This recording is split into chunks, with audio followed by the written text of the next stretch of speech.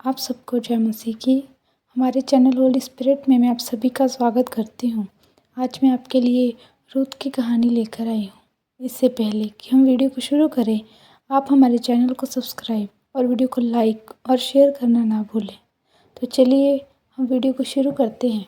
आज हम जानेंगे कि रूथ कौन थी और परमेश्वर ने उसके जीवन में कैसे कार्य किया। इन सभी बातों को आज मैं आपको बताऊंगी। रूथ के बारे में सीखने से पहले हम इज़राइल के एक परिवार के बारे में सीखेंगे, जिस परिवार में रूथ की शादी हुई। उस परिवार में एक पति और उसकी पत्नी और उसके 2 बच्चे रहते थे। पति का नाम एलीमेलेक और पत्नी का नाम नाओमी था, जो कि बेथलेहम में रहा करते थे। कुछ समय बाद बेथलेहम में बहुत बड़ा अकाल पड़ गया। अब अकाल होने के कारण खाने पीने में घटी होने लगी। तब नाओमी और उसका पति और उसके दोनों बच्चे बेथलेहम को छोड़कर एक दूसरे नगर में गए, जिसका नाम मोआब था। कुछ समय के पश्चात नाओमी का पति एलीमेलेक मर गया और नाओमी अपने दोनों बेटों के साथ अकेली रह गई। वहाँ रहते हुए नाओमी के बेटों ने मुहावरे देश की स्त्रियों से विवाह कर लिया, जिनका नाम ओरपा और रूप था। उनके वहाँ रहते हुए 10 वर्ष हो चुके थे, लेकिन उन 10 वर्षों के अंदर ही नाओमी के दोनों बेटे और कल्याण मर गए। तब एक दिन नाओमी को ये पता चला कि यहोवा ने बेथलेहम वासियों की सुन ली है। और तब नाओमी ने ये सोचकर कि अब मेरा यहाँ कुछ नहीं है, उसने अपने देश लौट जाने का निश्चय किया। तब नाओमी अपने दोनों बहुओं को लेकर अपने देश वापस जाने को निकल पड़ी। जब वे रास्ते में ही थी, तब उसने अपने दोनों बहुओं से कहा कि तुम दोनों अपने अपने पिता के घर वापस चले जाओ, क्योंकि नाओमी अपने दोनों बहुओं से प्रेम करती थी और वे नहीं चाहती थी कि उसकी बहुएं जीवन भर बिना पति के रहें। नाओमी ने कहा, लौट कर चली जाओ, क्योंकि मैं बुढ़ी हो चुकी हूँ और ना मेरा पति है कि मैं तुम्हारे लिए बच्चे पैदा करूँ, तो तुम मुझे छोड़कर अपने देश में अपने कुटुंबियों के बीच लौट जाओ। यहोवा की आशीष तुम पर बनी रहेगी। तब ओरपा ने अपनी सास की बात मान ली और वो नाओमी को चूमकर उससे अलग हो गई। लेकिन हम देखते हैं कि रूथ ने नाओमी को नहीं छोड़ा। नाओमी ने रूथ से कहा कि देख, ओरपा तो चली गई है, इसीलिए तू भी अपनी जेठानी के पीछे लौट जा। परंतु रूथ ने नाओमी को उत्तर दिया कि तू मुझे यह ना कह कि मुझे छोड़ के चली जा, क्योंकि यहाँ तू जाएगी मैं भी वहीं पे जाऊँगी, और जहाँ तू रहेगी मैं वहीं रहूँगी, और जो तेरा परमेश्वर होगा वह मेरा भी परमेश्वर होगा। यहाँ पर हम एक बात देखते हैं प्रियो, कि एक स्त्री थी, लेकिन नाओमी के द्वारा उसने सच्चे परमेश्वर को जाना। इसीलिए उसने कहा कि तेरा परमेश्वर मेरा परमेश्वर होगा। प्रियो, हमें भी अपने जीवन के द्वारा सच्चे परमेश्वर के बारे में अपने कुटुंबियों, रिश्तेदारों और अपने जान पहचान वालों को बताना है, ताकि वे भी प्रभु को जाने और उद्धार पा सकें। इसके बाद हम देखते हैं कि नाओमी और उसकी बहू बेथलेहम आ गए, लेकिन नाओमी के पास घर चलाने के लिए कुछ भी नहीं था।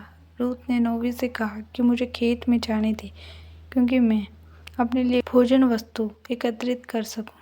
नाओमी ने उसे जाने दिया। तब रूथ एक खेत में शीला बिनने के लिए पहुंची, और वह जो खेत बिन रही थी वह खेत नाओमी के कुटुंबी बोझ का था। जब भोज खेत में आया तो वह रूथ को देखकर अपने सेवकों से पूछने लगा कि ये स्त्री कौन है। उसने सेवकों ने बताया कि ये वह स्त्री है जो नाओमी के साथ आई है।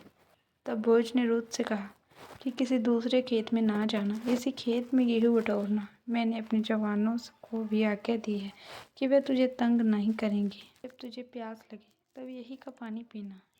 तब रूथ ने बोझ से पूछा कि तूने मुझ पर इतनी दया क्यों की। तब भोज ने कहा कि मुझे पता चल गया है कि तूने अपने पति की मृत्यु के बाद भी अपनी सास नाओमी को नहीं छोड़ा, बल्कि तू उन लोगों के बीच आई जिनको तू जानती भी। भोज ने कहा कि इस समय मुझे इसका पूरा पूरा प्रतिफल देगा। तब रूथ ने उसका दिल से धन्यवाद प्रकट किया। भोज ने रूथ को अपने पास खाने के लिए बुलाया और अपने सेवकों से कहा कि इसे फूलों के बीच बीच में भी भिनने दो और उसके बाद उस पर और भी कुछ गिरा दो, लेकिन उसे कोई दंड ना देना। और उसके बाद उसने जो भी भिना वे अपनी सास के पास ले गई और उसकी सास नौमी ने उससे पूछा कि आज तूने कहाँ काम किया जो ये दया तुझ पर हुई। तो रूत ने नौमी को बताया कि वह भोज के खेत में काम करती है। तब नौमी ने रूत से कहा कि वह तो हमारा कुटुंबी है और वह हमारी भूमि को छुड़ाने का अधिकार रखता है। और रूत से कहा कि अब अच्छा है तो उसी खेत में जाया कर। तब अंत तक रूत उसी खेत में जाती रही। यहाँ हमें ये बात सीखने को मिलता है कि हमें हमेशा परमेश्वर के पीछे ही चलना चाहिए, कभी भी इधर उधर भटकना नहीं चाहिए, बल्कि अंत तक विश्वास करना चाहिए। तब परमेश्वर एक अनुग्रह हम पर सदा के लिए बनाए रखता है। इसके बाद प्रियो, नौमी ने रूत से कहा कि मैं तेरे लिए कोई उत्तम मार्ग ढूंढती हूँ कि तेरा भला हो। उसने रूत से कहा कि जब रात को भोज खलिहान में जब भिनने के लिए जाए तो वहाँ स्नान कर, तेल लगाकर, अच्छे वस्त्र पहनकर वहाँ जाना और जब वह खा पी चुकी तो अपने आप को उस पर प्रकट करना। रूत ने वैसा ही किया जैसा उसके सास ने उसे कहा था। वह वहाँ गई, उसके पाँव के पास चुपचाप लेट गई। जब आधी रात हुई तब वे उसे देखा और उसे पूछा कि तू कौन है। तब रूत ने कहा कि मैं तेरी दासी। तो अपनी दासी को अपनी चादर ओढ़, क्योंकि तू ही हमारा भूमि छुड़ाने वाला कुटुंबी है। यहाँ पर हम देखते हैं प्रिय कि किस तरह नौमी ने रूत की मदद की, उसको उत्तम मार्ग दिखाया, उस पर दया की। ऐसे परमेश्वर भी हम पर दया करता है अगर हम उसके वचनों पर चलते हैं, उसकी बातों को मानते हैं। तब भोज ने रूत से कहा कि मैं तेरी सहायता अवश्य करूँगा, क्योंकि तू एक भली स्त्री है कि तूने अपनी बेटी पहले से ही दिखा दी है। तू किसी अमीर व्यक्ति के पास नहीं गई बल्कि मेरे पास आई।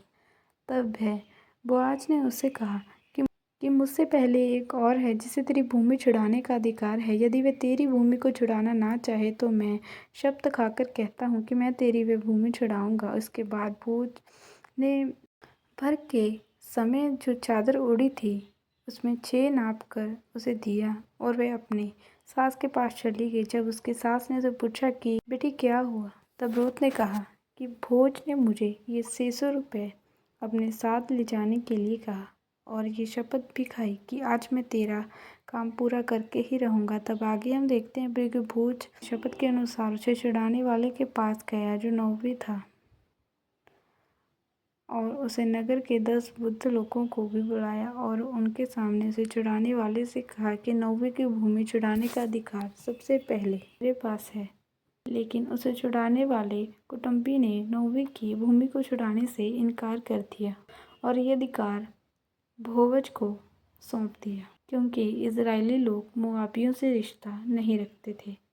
इजराइल में ये प्रथा थी कि अगर कोई अपना छुड़ाने का अधिकार किसी दूसरे को देता था तो उसे अपने पे ज्योति उतार कर उसे मनुष्य को देनी होती थी, जिससे उसकी बात सभी जनों के बीच में पक्की हो जाए। तब उसे छुड़ाने वालों ने अपनी ज्योति उतारी और सब लोगों के सामने उसे बोआज को दे दिया। बोआज ने कहा कि आज मैं तुम सब लोगों के सामने एलिमेनेट और जो कुछ उसका है उन सब को नौमी के हाथ से मोल ले लेता हूँ और मोआबिन रूत को भी अपनी पत्नी करने के लिए इस विचार से मोड़ लेता हूँ कि उसका निज भाग स्थिर करूँ।